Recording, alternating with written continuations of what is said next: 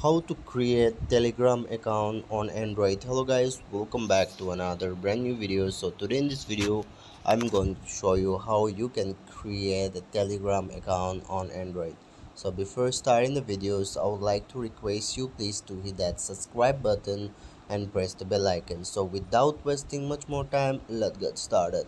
So guys, first of all you just need to open Telegram app. So this is the Telegram application.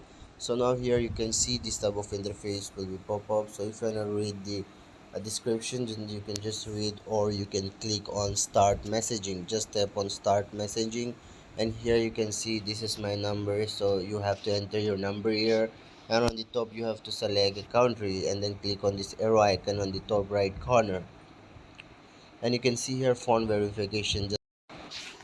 So guys, you need to verify your Telegram account, and here you can see you have to write your name. Like, let me just enter my name here and click on arrow icon. Okay, and here you can see I have successfully created a Telegram account. It's very simple and easy.